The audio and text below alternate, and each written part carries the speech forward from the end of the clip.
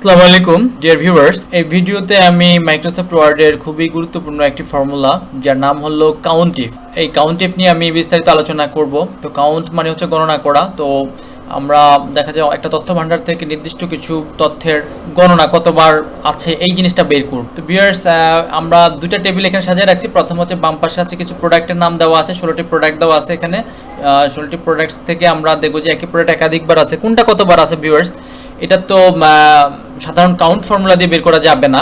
সেখানে শুধুমাত্র সব প্রোডাক্টের একত্রে হয়তো একটা সংখ্যা প্রকাশ করবে। তো এটার জন্যই কিন্তু আমাদের কাউন্টিফ। তো ভিউয়ার্স, তো প্রথমে আমরা মনিটর বাইর করব যে মনিটর কতবার আছে। তো এটার জন্য আমরা কাউন্টিফ ফর্মুলাকে কল করব।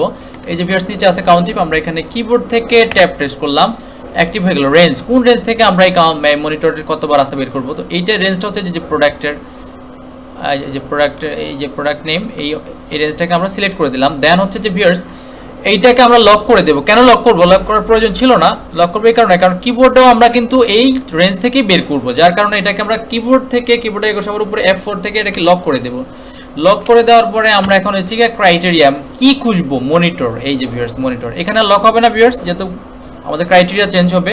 এবার শিফট চেপে আমরা এখানে ব্র্যাকেট দিয়ে দিলাম, শিফট 0 চেপে ব্র্যাকেট দিয়ে দিলাম, ওকে এন্টার। তো ভিউয়ার্স এখানে মনিটর কিন্তু আমাদের এখানে কয়বার আছে? 5 বার আছে ভিউয়ার্স। তারপরে আমরা দেখি যে মনিটর 5 বার, তারপর হচ্ছে যে কিবোর্ড 3 বার। আদৌ কি কিবোর্ড 3 বার? এই যে একবার, এখানে 2 বার, তারপরে আরো একবার আছে 3 বার। জি ভিউয়ার্স 3 বারই আছে। অতএব একেবারে সূক্ষ্মভাবে সে কিন্তু বের করে দিল যে আসলে মনিটর কতবার আছে। তো এইখানে আরেকটা চক টেবিল দেখতে পাচ্ছেন আপনারা। এখানে হচ্ছে স্টুডেন্টদের আমাদের ডেট মানে ডে ওয়াইজ কিছু অ্যাটেন্ডেন্স দেওয়া আছে। তো ভিউয়ার্স এখানে আমরা প্রেজেন্ট কতদিন আছে, অ্যাবসেন্ট কতদিন আছে, এটাকে আমরা একটা শর্টকাট ফর্মুলার মাধ্যমে কিন্তু করে নিতে পারি, কাউন্টিফের মাধ্যমে। তো ভিউয়ার্স এটা ভিউয়ার্স আমাদেরকে বুঝতে হবে যে ফর্মুলা কি সব এইটাই ফিক্সড না, ফর্মুলা কিছু এখানে বুঝে শুনে আমাদেরকে ব্যবহার করতে হবে। সেখানে তো ভিউয়ার্স দেখুন যে প্রেজেন্ট কিভাবে বাইর করব। তো এখানে আমরা কাউন্টিফ ফর্মুলাটাকে কল করব। ওকে, কাউন্টিফ ফর্মুলাটা আমরা তারপর হচ্ছে রেঞ্জ, কোন রেঞ্জ থেকে আমরা এটা খুঁজবো। এই যে অ্যাবসেন্ট এবং প্রেজেন্ট ভিউয়ার্স এইখান থেকে আমরা এই যে এখান থেকে খুঁজবো এই যে রেঞ্জটাকে।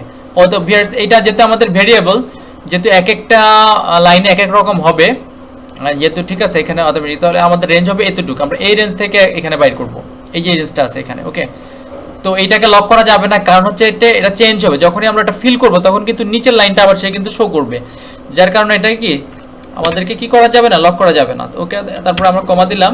তারপরে হচ্ছে যে আমাদের ক্রাইটেরিয়া কি খুঁজবো আমরা এখানে ভিউয়ার্স। এখানে প্রেজেন্ট, আমরা প্রথমে প্রেজেন্ট মানে পি। তো ওইখানে তো আমরা পি আলাদা কোথাও লিখি না, যার কারণে আমরা ইনভার্টেড কমার ভিতরে এই পিটা লিখে দেব। এখন প্রশ্ন করতে পারেন ভিউয়ার্স যে ইনভার্টেড কমার ভিতরে কেন এই পিটা, ইনভার্টেড কমার ভিতরে কেন লিখলেন? কারণ হচ্ছে যে যদি আমরা কখনো কোনো অজ্ঞাত রাশি মানে সংখ্যা ব্যতীত অন্য যে কোনো সিম্বল যদি আমরা কি আউটপুটে আনতে চাই, তখন অবশ্যই সেটাকে ইনভার্টেড কমার ভিতরে রাখতে হবে। ওকে এন্টার।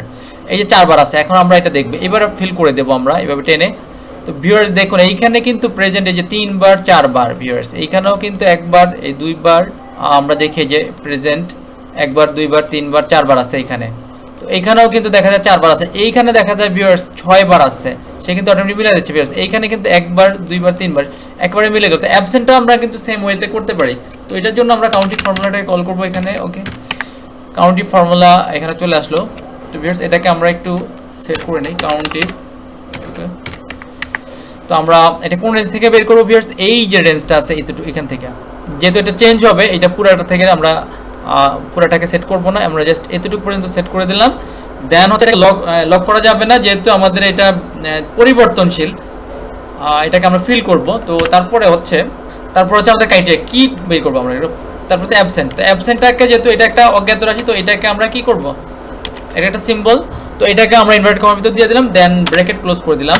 ওকে, তো এইখানে ভিউয়ার্স দেখতে পাচ্ছেন টোটাল আমাদের আছে কয়টা? এখানে 6টা মানে 6টা ঘর। তো এখানে কিন্তু এই যে 2টা 4 2 6 ভিউয়ার্স, এই যে 6 যেখানে 0। তো এখানে অটোমেটিক্যালি যে অ্যাবসেন্ট আছে কয়টা? একটা, দুইটা অ্যাবসেন্ট আছে। খুব সহজেই কিন্তু আমরা এটাকে বের করে ফেললাম।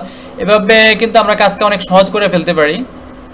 তো কাউন্টিফার মাধ্যমে ভিউয়ার্স বুঝতে পারছেন যে আসলে আমরা কিভাবে কাউন্টার মানে হচ্ছে এটা তথ্যটাকে আলাদা করে কতবার আছে, কত সংখ্যক বার আছে ওইটা কিন্তু বের করে দিচ্ছে।